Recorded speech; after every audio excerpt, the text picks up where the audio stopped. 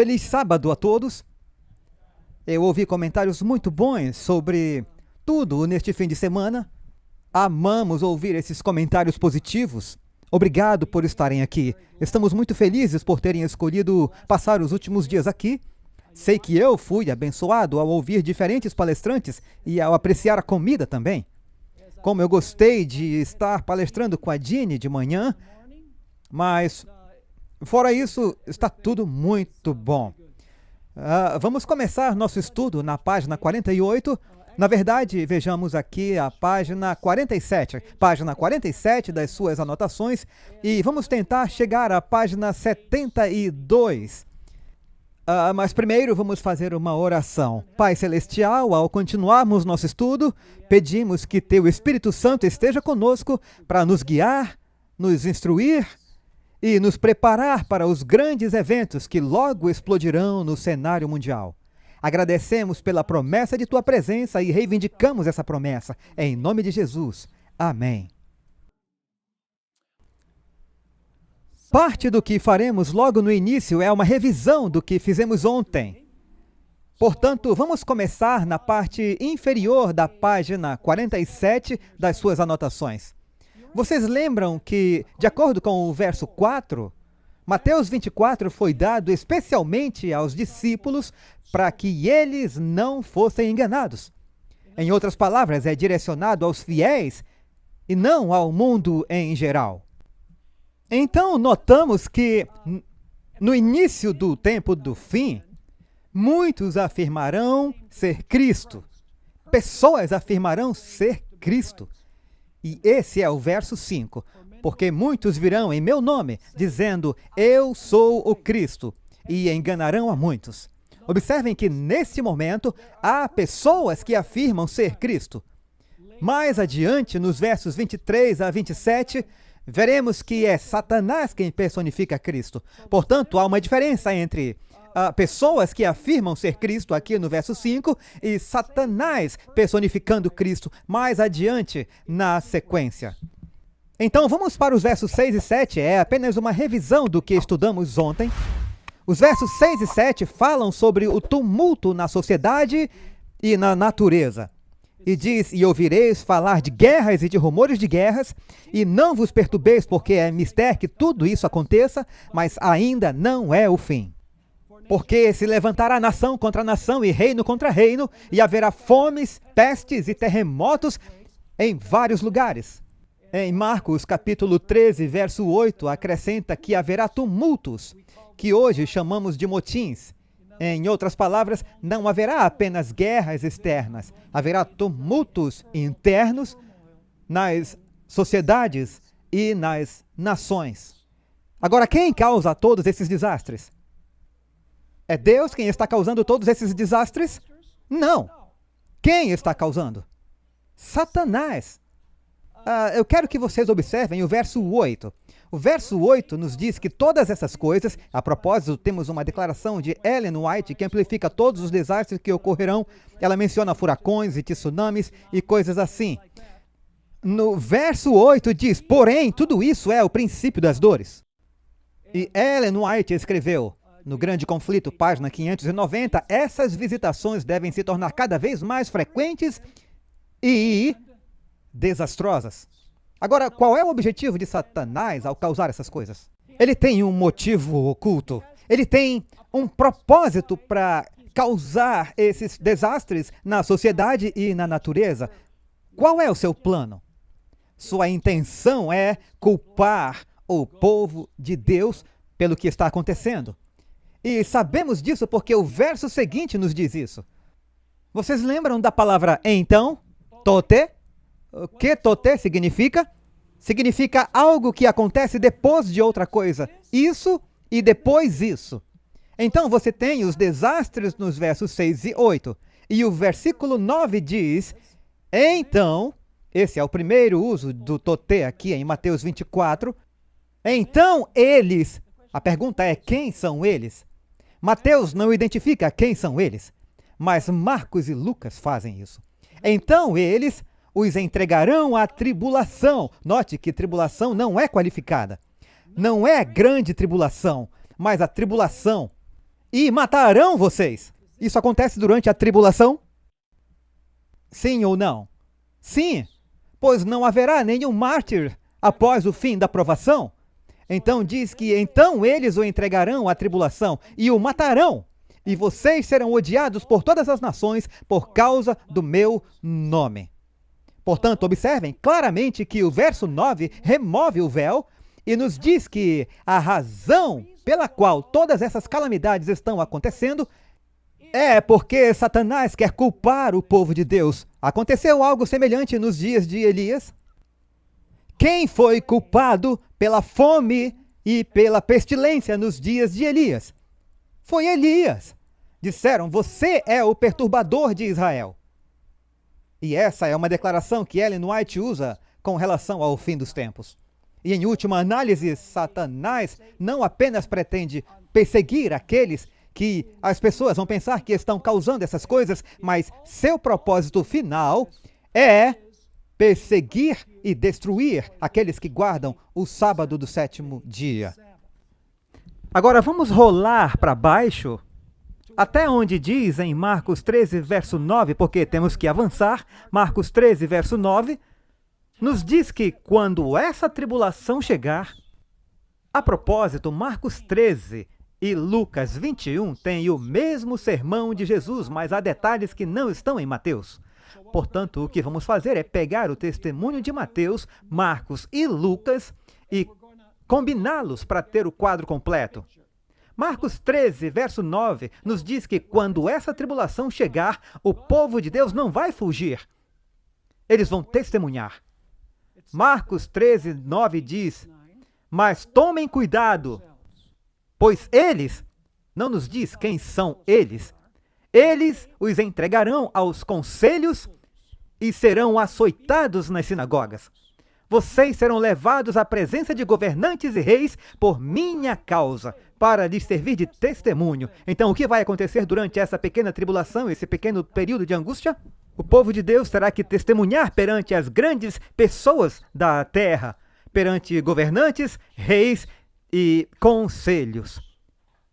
Agora, observem o que Ellen White tinha a dizer sobre esse ponto em particular.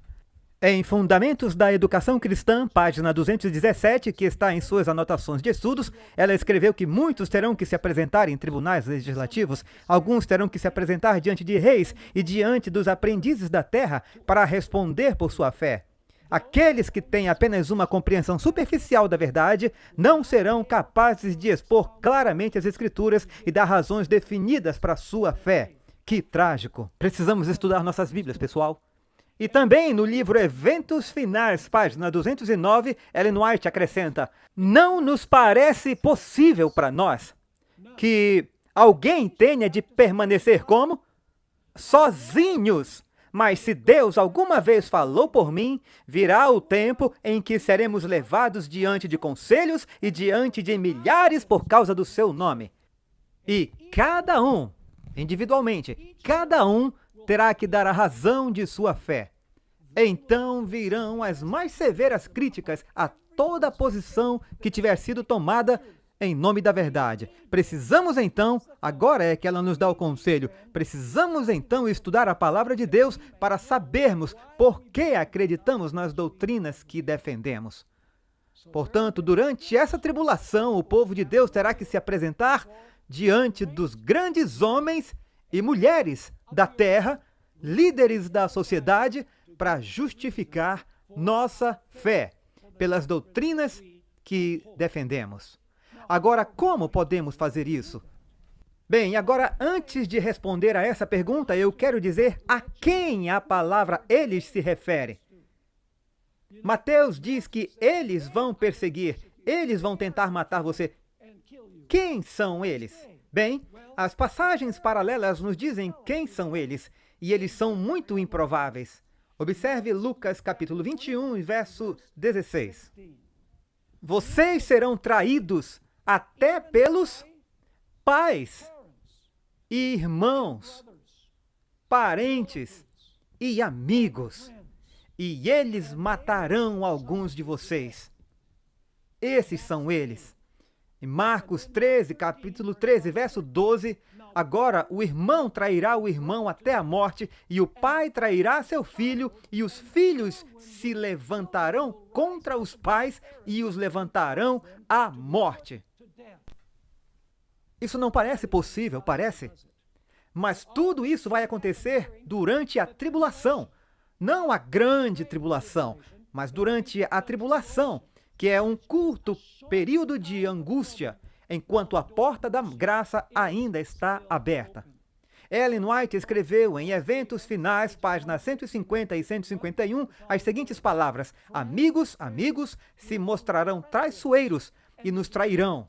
Parentes, enganados pelo inimigo, pensarão que estão fazendo o serviço de Deus ao se oporem a nós e se esforçarem ao máximo para nos levar a lugares difíceis, esperando que neguemos nossa fé.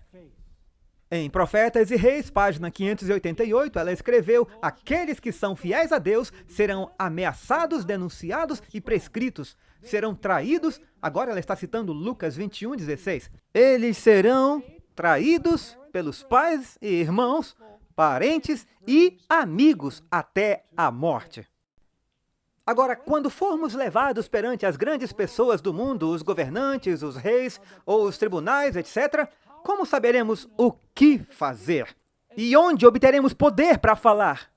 Bem, eu quero que você observe em Lucas 21, versos 14 e 15. Vocês sabiam que o alto clamor e a chuva serôdia estão em Mateus 24, Marcos 13 e Lucas 21? Observem o que diz. Portanto, coloquem isso em seus corações, não meditem de antemão sobre o que responderão, pois eu lhes darei uma boca e uma sabedoria que todos os seus adversários não poderão contradizer ou resistir. Marcos 13, verso 11, acrescenta: mas quando os prenderem e entregarem, não se preocupem de antemão, nem premeditem o que vão dizer, mas... agora vem o ponto-chave. Mas o que lhes for dado naquela hora, falem, pois não são vocês que falam, mas o Espírito Santo. E aí está a chuva serôdia, pessoal. E o falar com ousadia é o alto clamor. Em outras palavras, a chuva serôdia é o poder e o alto clamor é a mensagem.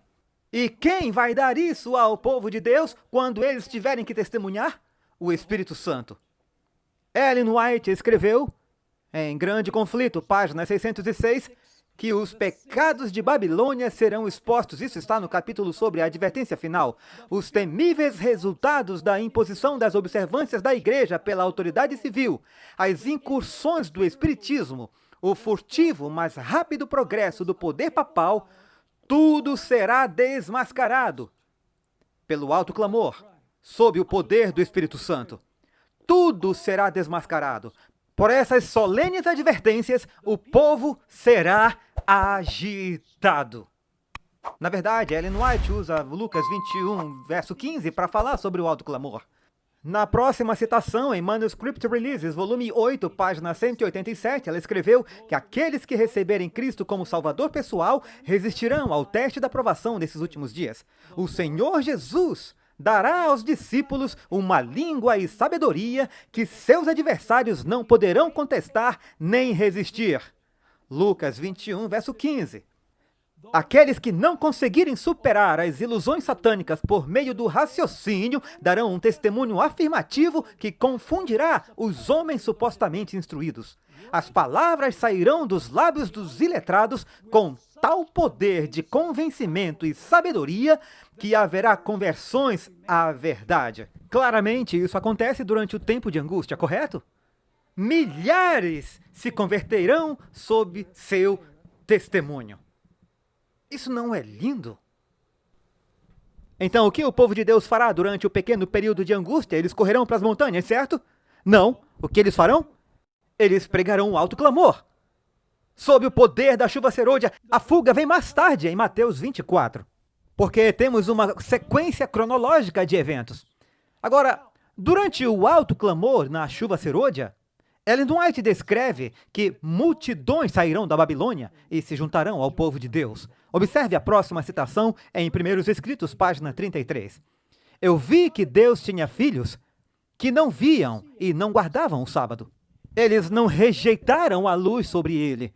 E no início do tempo de angústia, esse é o pequeno tempo de angústia, alguém escreveu para Ellen White e disse: espere um minuto, quando o tempo de angústia chegar, a porta da graça estará fechada. Então, como as pessoas responderão à mensagem e sairão da Babilônia? Ellen White explicou, vou ler isso na próxima declaração. Eles não rejeitaram a luz sobre isso e no início do tempo da angústia, fomos cheios do Espírito Santo. O que é isso? A chuva serôdia, pessoal. Ao sairmos e proclamarmos, esse é o alto clamor, proclamarmos o sábado mais plenamente. E o que isso produz? Isso enfureceu as igrejas e os adventos nominais. Encontramos isso em Mateus 24. Diz que o povo de Deus será odiado por amigos e parentes. Eles vão querer matar alguns deles. Bem, é isso que Ellen White está descrevendo aqui. Isso enfureceu as igrejas e os adventistas nominais, pois eles não podiam refutar a verdade sobre o sábado. Nesse momento, os escolhidos de Deus são aqueles que ainda estão na Babilônia. Todos os escolhidos de Deus viram claramente que nós tínhamos a verdade. E saíram de onde? Babilônia. E suportaram a perseguição conosco. Qual perseguição? A tribulação. Ela continua. Veja que Ellen White está simplesmente comentando a sequência de eventos em Mateus 24. Ela continua. Observe. Eu vi espada, fome, pestilência. Onde encontramos essas palavras? Em Mateus 24, 6 a 8. Alô? Observem. Eu vi a espada, a fome, a peste e grande confusão na terra. Ou seja, tumulto. Marcos 13, verso 8. Os ímpios pensarão que havíamos trazido juízos sobre eles e se levantaram e tomaram o conselho de livrar a terra de nós, pensando que assim o mal seria contido. E alguém escreveu, como mencionei, a Ellen White e disse: espere um minuto, você disse que no início do tempo de angústia nós saímos e, sob o poder da chuva serôdia, pregamos o alto clamor. De que adiantaria se isso está acontecendo no tempo de angústia? E então Ellen White teve que explicar. Isso está em Primeiros Escritos, página 85 e 86. O início do tempo de angústia, aqui mencionado, não se refere ao tempo em que as pragas começarão a ser derramadas, mas a um curto período de tempo, imediatamente antes de serem derramadas, enquanto Cristo estiver no santuário. Naquele momento, enquanto a obra de salvação estiver sendo concluída, o que virá sobre a terra? Problemas virão sobre a terra e as nações ficarão iradas, mas serão controladas para não impedir o trabalho do terceiro anjo. Qual é a obra do terceiro anjo? O alto clamor, gente. Naquele momento, a chuva serôdia, ou o refrigério da presença do Senhor, virá para dar poder à alta voz do terceiro anjo. Portanto, o Espírito Santo é o poder e a alta voz é a mensagem. E ela continua a declaração dizendo: e preparem os santos para permanecerem firmes no período em que as 7 últimas pragas serão derramadas. Observem que Ellen White também comenta no livro Materiais de 1888, página 488, esse período com as seguintes palavras: os 2 exércitos permanecerão distintos e separados, isto é, os justos e os injustos. E a distinção será tão marcante que muitos que forem convencidos da verdade se colocarão do lado do povo que guarda os mandamentos de Deus. Quando essa grande obra ocorrer na batalha, antes do último conflito final, muitos serão aprisionados. Portanto, haverá prisão do povo de Deus diante de uma lei dominical nacional? Sim. As pessoas acreditam que quando a lei dominical nacional chegar, a perseguição começará. Não. Haverá um pequeno tempo de angústia e perseguição enquanto o povo de Deus estiver chamando a atenção do mundo para o sábado, e isso levará, por fim, a lei dominical. Então, ela continua: quando essa grande obra for realizada na batalha, que antecede o último conflito final, muitos serão aprisionados. Muitos fugirão de cidades e vilas para salvar suas vidas, e muitos serão o quê? Serão considerados mártires por causa de Cristo por defenderem a verdade. Eles serão levados perante reis e governantes e perante conselhos para enfrentar as falsas acusações absurdas e mentirosas feitas contra eles. Mas eles devem permanecer firmes como uma rocha para o princípio, como ouvimos no sermão anterior. Como a promessa é, como seus dias, assim será a sua força. Você não será tentado acima do que é capaz de suportar. Jesus suportou tudo isso e muito mais. A ordem expressa de Deus deve ser obedecida, pois Deus tem trabalhado. E depois ela cita Lucas 21, 8 a 19, que é a passagem paralela ao capítulo 24 de Mateus. Agora, na segunda vez em que a palavra então aparece, o que vai acontecer quando a perseguição chegar? É aí que você verá quem é quem. Haverá uma sacudida naqueles que não estiverem dispostos a sofrer perseguição. Observe o verso 10 de Mateus 24 e o verso 10. E então, em outras palavras, durante esse tempo de angústia por causa da perseguição, porque o povo de Deus será traído, então muitos serão o quê? Ofendidos, trairão uns aos outros e odiarão uns aos outros. Jesus previu isso. Eu gosto da maneira como a NVI lê a palavra ofendidos. A NVI traduz que muitos se afastarão da fé, odiarão e trairão uns aos outros. E a versão padrão em inglês traduz que muitos se afastarão, trairão uns aos outros e se odiarão. Jesus já havia previsto isso. Em João, capítulo 16, verso 2, Jesus disse: estas coisas eu lhes disse, para que vocês não tropecem. Essa palavra tropeçar é a mesma palavra ofendido. É a palavra grega escandalizo, de onde vem a palavra escândalo. Muitos ficarão escandalizados, se você preferir.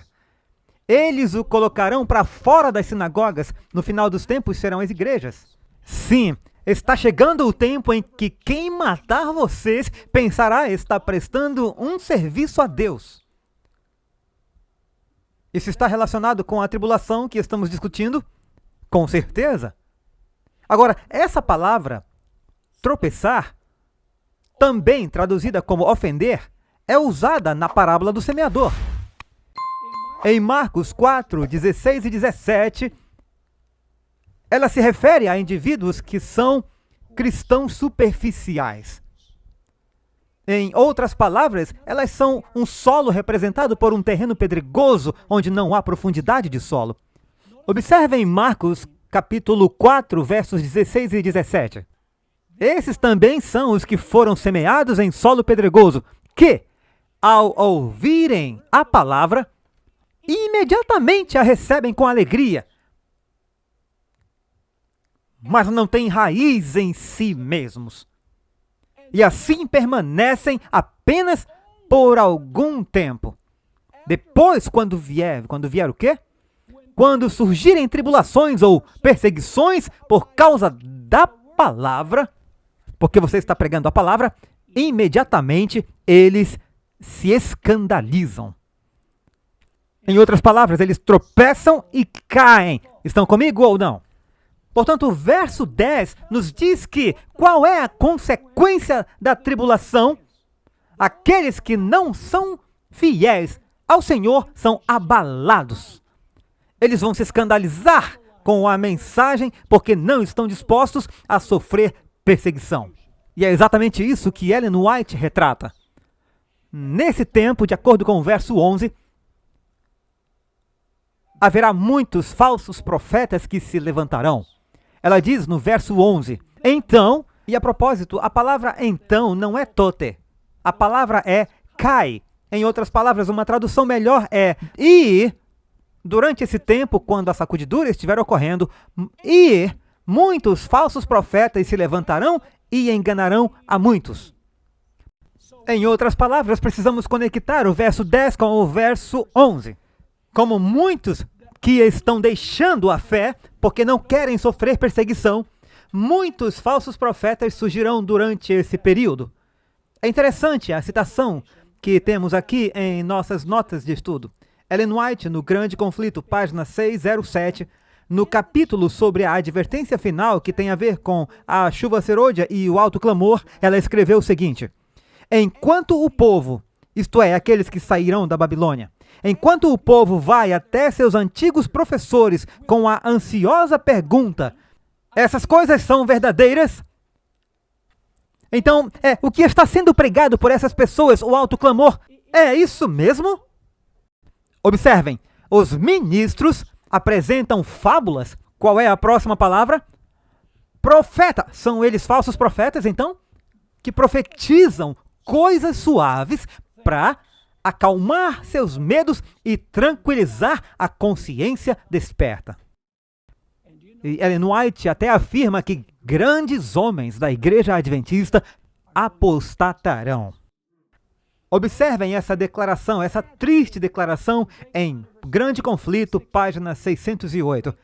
Grande Conflito 608. À medida que a tempestade se aproxima, uma pequena classe... Oh, obrigado, vocês estão comigo, foi um longo dia. À medida que a tempestade se aproxima, uma grande classe que professou fé na mensagem do terceiro anjo. Há alguém em outra igreja que professa fé na mensagem do terceiro anjo? Não. São os adventistas. Mas não foram santificados pela obediência à verdade, abandonaram sua posição e se juntaram às fileiras da oposição. Homens de talento e de discurso agradável, que antes se regozijavam na verdade, empregam seus poderes, esses são os falsos profetas que, mais uma vez, deixam a igreja adventista, empregam seus poderes para enganar e iludir as almas. Eles se tornam inimigos mais ferrenhos dos seus antigos irmãos. Quando os guardadores do sábado são levados perante os tribunais para responder sua fé, a propósito, isso está no capítulo sobre a advertência final, a chuva serôdia e o alto clamor. Portanto, mais uma vez, quando os guardadores do sábado são levados perante os tribunais para responder por sua fé, esses apóstatas são os agentes mais eficientes de Satanás para deturpá-los e acusá-los por meio de falsos relatos e insinuações e incitar os governantes contra eles. Isso parece inacreditável. Mas Mateus 24 nos diz que vai acontecer. Outra citação. Testemunhos 5, página 463. O trabalho que a igreja deixou de fazer em um tempo de paz e prosperidade, ela terá que fazer em uma crise terrível, sob as circunstâncias mais desanimadoras e proibitivas. Veja por que não aproveitamos esses tempos de relativa paz. As advertências, ouça com atenção, as advertências que o conformismo mundano silenciou. O que silenciou a advertência? Conformismo o quê? Mundano. A advertência que o conformismo mundano silenciou ou reteve deve ser dada sob a mais feroz oposição dos inimigos da fé, ou seja, durante a tribulação.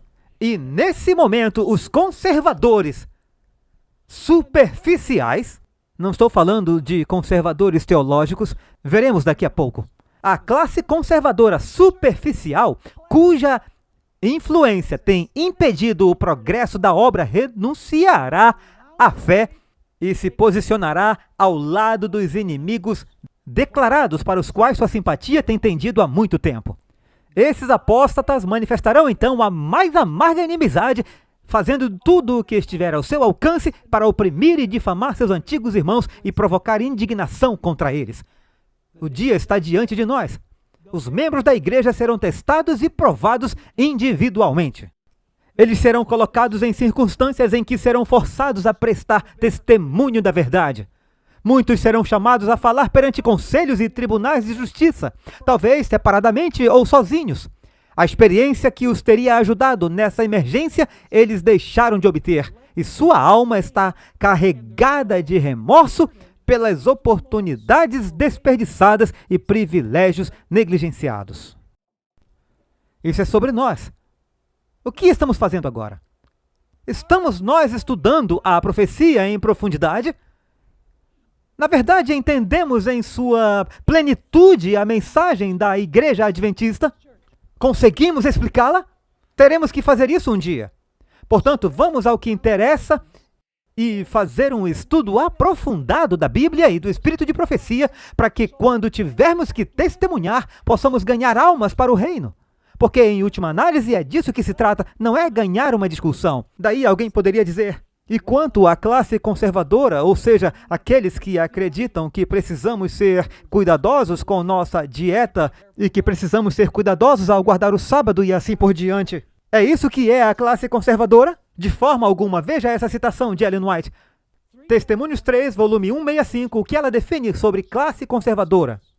A maioria das instituições do gênero, isto é, as instituições do mundo, são estabelecidas sobre princípios diferentes e são conservadoras. A maioria das instituições do mundo é o quê? Conservadora. Eu não diria que elas são teologicamente conservadoras, Dr. Walsh. Observem, o objetivo delas é encontrar a classe popular no meio do caminho. O que é a classe popular no meio do caminho? Eu vou me comprometer, politicamente correto, e moldar seu curso de modo que recebam o maior patrono e mais dinheiro. Essa é a classe conservadora de que Ellen White está falando. Observem o verso 12. O verso 12 começa com a palavra kai, que significa e. Ou seja, o verso 12 é uma continuação do verso 11. Ela não diz, então, isso. É uma continuação do que acontece durante esse período de apostasia. No verso 12 diz: e, porque a iniquidade abundará, quando as pessoas estiverem abandonando a verdade, abandonando a igreja, o amor de muitos esfriará. Esfriará. Deixa eu perguntar, dá para esfriar algo que não estava quente antes? Não! Quer dizer que alguns parecem estar quentes e se tornam frios. Por que se tornam frios? O que faz com que eles se tornem frios? Bem, a resposta está bem ali no verso. A iniquidade abundará. A palavra iniquidade, que é traduzida como a iniquidade nas versões modernas da King James, creio que seja traduzida da forma mais apropriada em 1 João 3,4. Uma palavra grega é traduzida como transgressão da lei. Ou seja, a lei, a palavra iniquidade, é o mesmo que transgressão da lei em 1 João 3,4. Por que o amor de muitos se esfriaria? Por causa da transgressão de quê? Da lei. Qual mandamento especificamente está envolvido aqui? O quarto mandamento, o mandamento do sábado. A propósito, o pastor Gallimore se referiu a isso esta manhã em seu sermão. Aqui estão aqueles que o quê? Guardam os mandamentos de Deus. Por quê? Porque os outros vão se opor aos fiéis de Deus. Porque a fé deles é quente, o amor deles é quente, porque eles guardam os mandamentos. Mas aqueles que deixam a igreja, o que vai acontecer? Seu amor vai esfriar e algumas pessoas colocam uma dicotomia entre o amor e os mandamentos. Não há dicotomia ou contradição entre a lei e o amor. Pois o apóstolo Paulo disse que o amor é o cumprimento da lei. Jesus disse: se vocês me amam, guardarão os meus mandamentos. Não há conflito entre o amor e a lei de Deus. Agora, eu quero ler um trecho do Grande Conflito, página 608. O que acontece quando o amor é removido? As pessoas se tornam muito cruéis. Observem uma declaração no capítulo Advertência Final. Todas essas declarações estão no livro Grande Conflito. É o capítulo que trata da chuva serôdia, do alto clamor, da sacudidura e outros que saem da Babilônia, e da perseguição ao povo de Deus. Ela escreveu que a obediência consciente à palavra de Deus será tratada como o quê? Como rebelião. Cegados por Satanás, os pais serão duros e severos com o filho crente. O mestre ou patroa oprimirá o servo que cumpre o mandamento. A afeição será alienada. Os filhos serão deserdados e expulsos de casa. E em seguida ela escreve: Para a sabedoria humana, tudo isso agora parece impossível. Mas como o espírito de restrição de Deus será retirado dos homens, e eles estarão sob o controle de Satanás, que odeia os preceitos divinos, haverá estranhos desenvolvimentos. O coração pode ser muito cruel quando o temor e o amor de Deus são removidos. Estão entendendo o quadro? Agora, também precisamos levar em conta Mateus 7, 21 a 23. Isso se refere às pessoas que professam ser cristãos no fim dos tempos, porque, como muitos me dirão naquele dia, eles estarão falando com Jesus.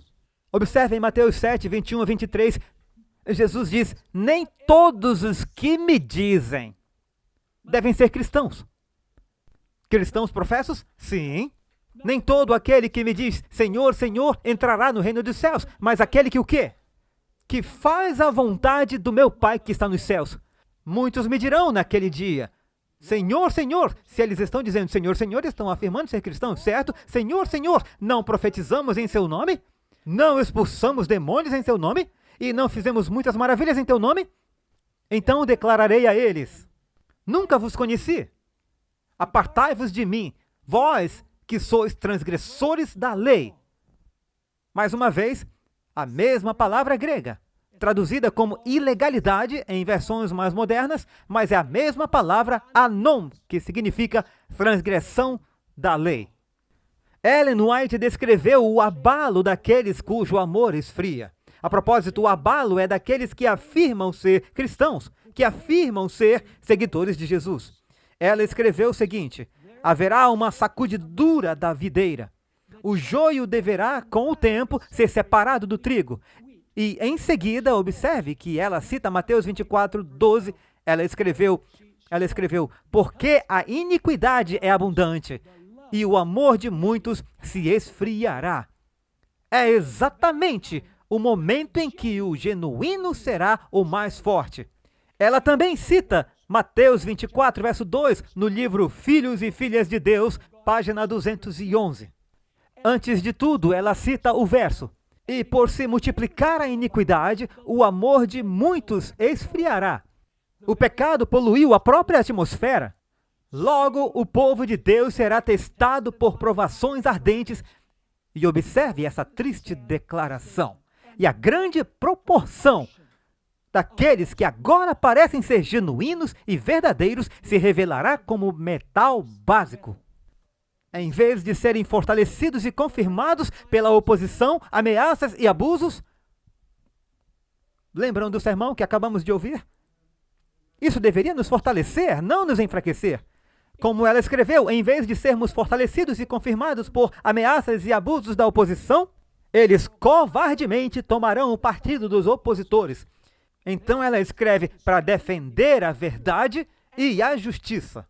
Quando a maioria nos abandonar para lutar as batalhas do Senhor, quando os campeões forem poucos, este será o nosso teste.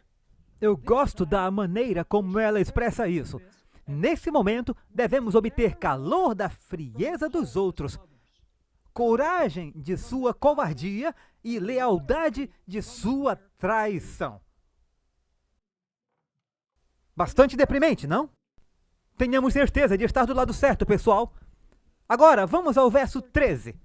A razão pela qual eu estou analisando tudo isso é que eu já analisei um pouco na série de Mateus 24, mas estou analisando isso porque queremos ver quando a personificação de Cristo por Satanás ocorrerá.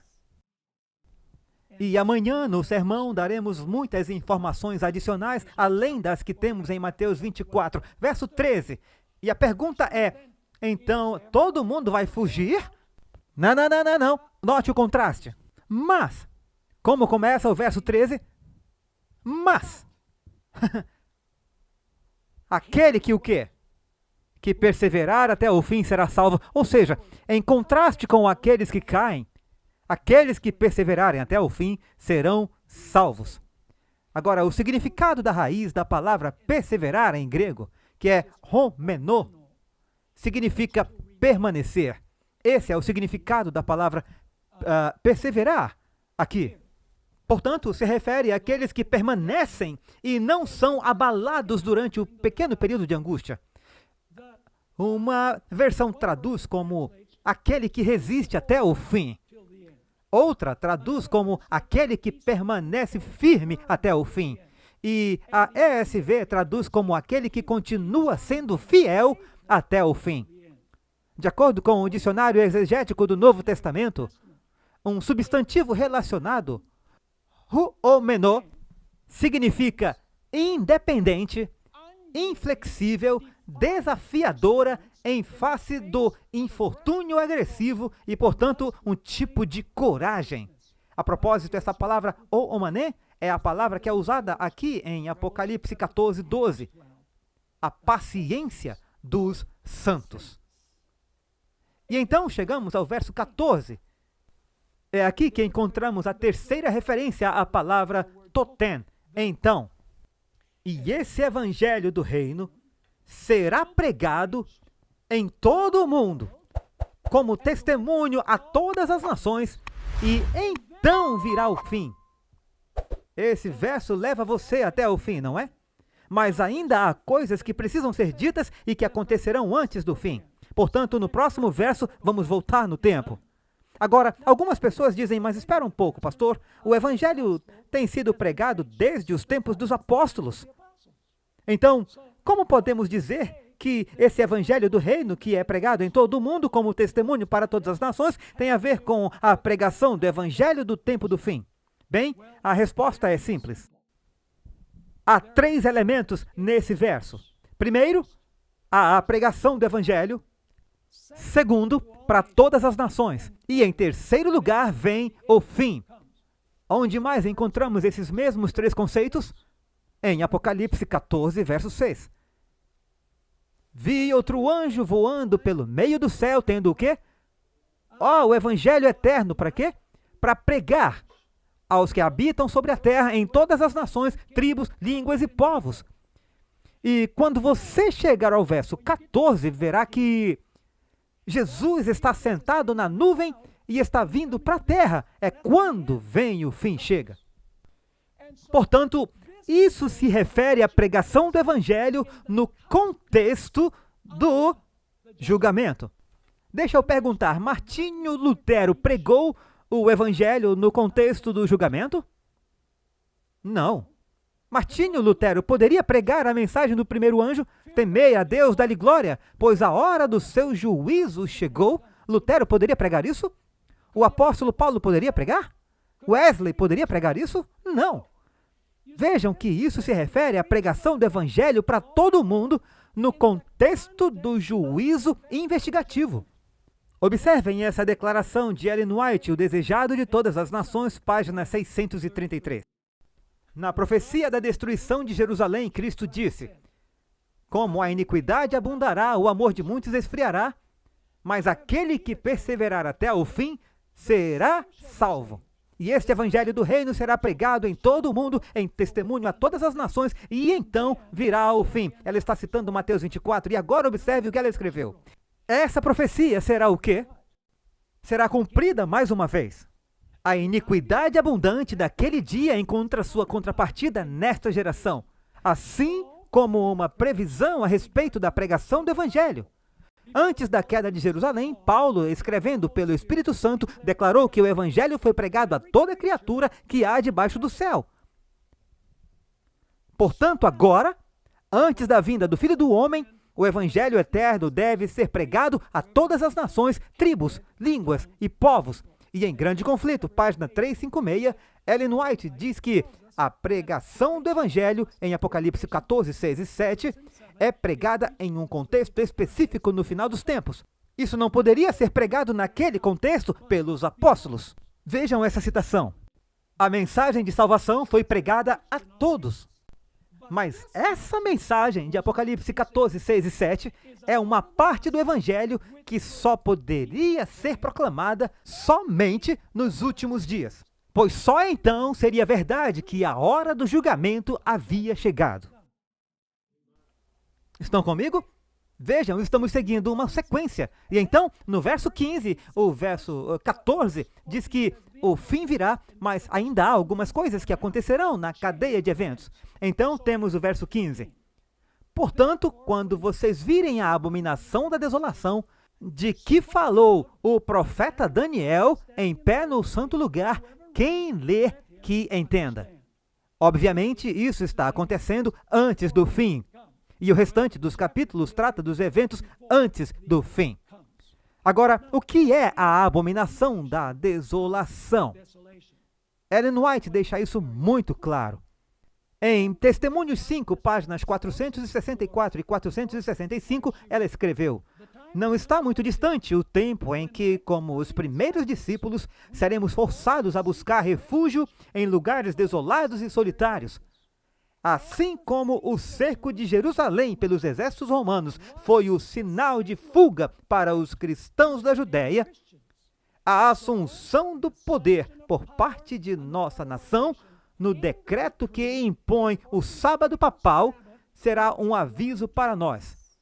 Será então o momento de deixarmos as grandes cidades, preparando-nos para deixar as menores e irmos para lares retirados em lugares isolados entre as montanhas. Ainda em Testemunhos 5, página 451, ela escreveu: assim como a aproximação dos exércitos romanos foi um sinal para os discípulos da destruição iminente de Jerusalém, assim que essa apostasia esteja se referindo à apostasia dominical, que essa apostasia seja um sinal para nós de que o limite da tolerância de Deus for atingido, que a medida da iniquidade de nossas nações está cheia e que o anjo da misericórdia está prestes a levantar voo para nunca mais voltar. Então, quando a lei dominical é dada, isso não é o fim do tempo da graça, mas está próximo desse tempo, pois ela diz que esse é um sinal de que a tolerância de Deus, que a medida da iniquidade de nossa nação está cheia e que o anjo da misericórdia está prestes a levantar voo para nunca mais voltar. E então ela fala sobre fugir. O povo de Deus será então mergulhado naquelas cenas de aflição e angústia que os profetas descreveram como o tempo de angústia de Jacó. E aqui vem uma parte muito importante do que veremos amanhã. O que acontece durante o tempo de angústia de Jacó? O tempo de angústia de Jacó é depois do fim da porta da graça? Ah, não! O tempo da angústia de Jacó, pessoal, é depois do fim do tempo da graça. Leiam o capítulo de grande conflito, o tempo de angústia. Quando o povo de Deus dá o alto clamor? Para que Deus os livre.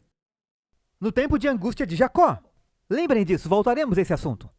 Os clamores dos fiéis, uma vez perseguidos, sobem ao céu. Quando os clamores do povo de Deus sobem ao céu para serem libertados? É durante o tempo de angústia de Jacó. Não se esqueçam disso. Voltaremos a esse assunto.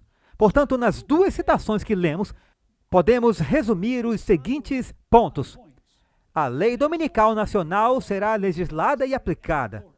Número 2, quando a lei dominical for legislada e aplicada, a porta da graça está prestes a fechar, porque a medida da iniquidade de nossa nação está cheia, o limite da tolerância de Deus foi atingido e o anjo da misericórdia está prestes a fugir para nunca mais voltar.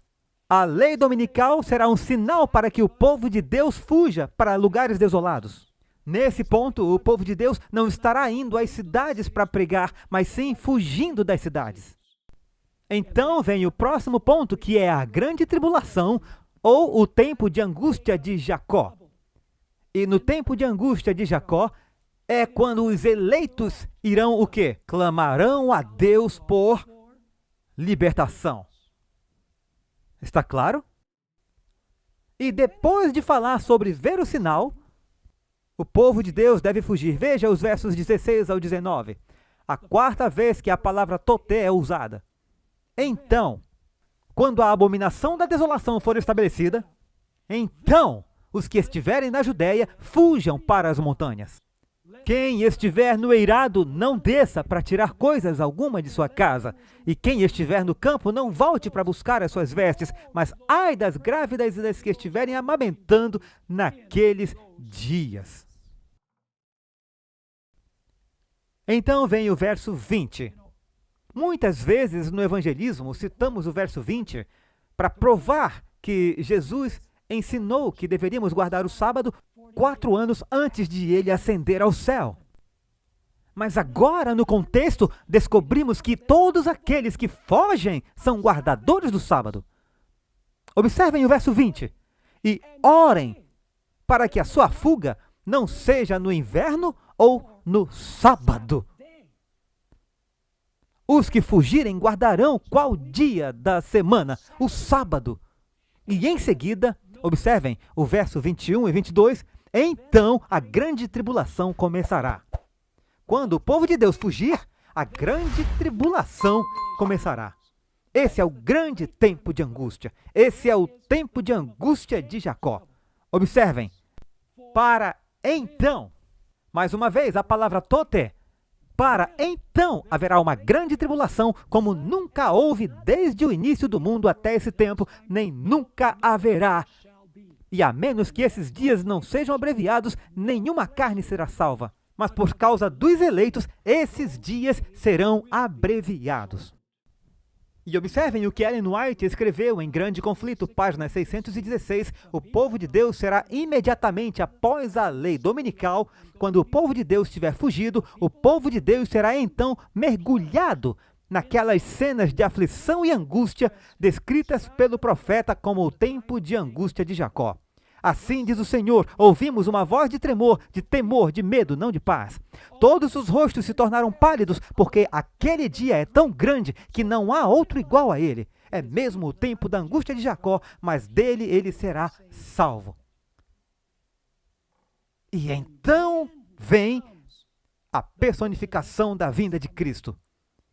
Observem, é a sexta vez que a palavra tote aparece. Então, se alguém lhe disser que você vê aqui o Cristo ou ali, não acredite. Pois falsos cristos e falsos profetas se levantarão e mostrarão grandes sinais e maravilhas para enganar, se possível, até mesmo os eleitos. Portanto, se lhe disserem, olhem, ele está no deserto, não saiam nem se procurem. Ele está nos aposentos internos, não acreditem nisso, pois assim como o relâmpago vem do leste e brilha no oeste, assim também será a vinda do Filho do Homem.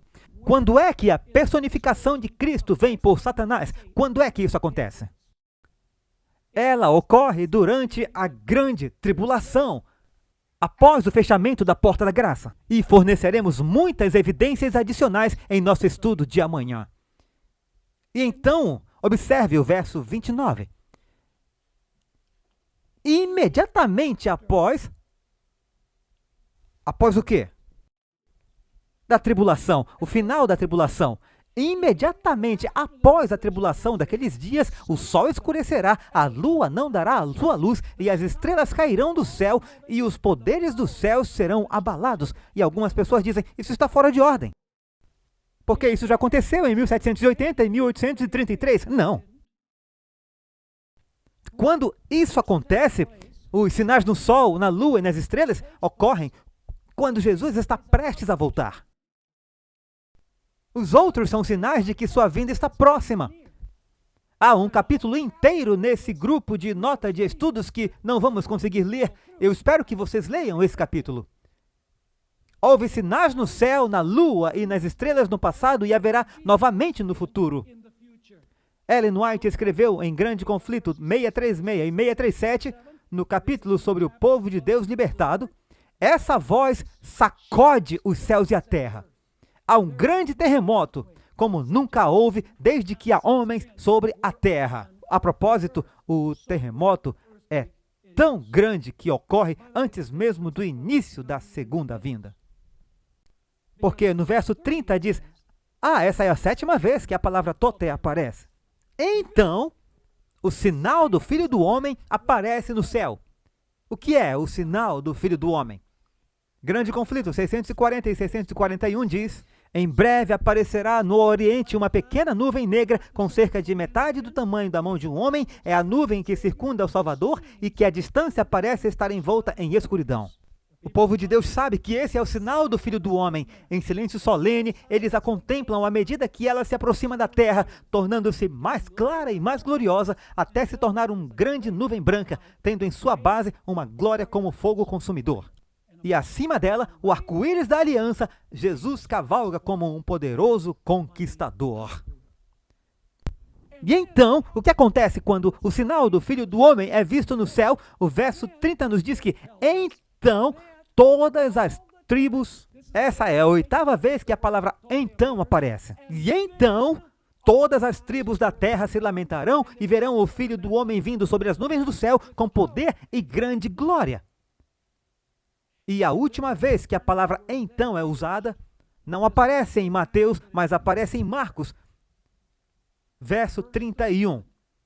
E então, ele enviará os seus anjos com grande clangor de trombeta, os quais reunirão os seus escolhidos desde os 4 ventos, de uma a outra extremidade do céu. Pergunta: Mateus 24 está em ordem cronológica? Sim, está em ordem cronológica, pessoal. Não se pode extrair a personificação de Cristo vindo por Satanás e projetá-la de volta ao tempo de angústia. Você tem uma cadeia de eventos em Mateus 24.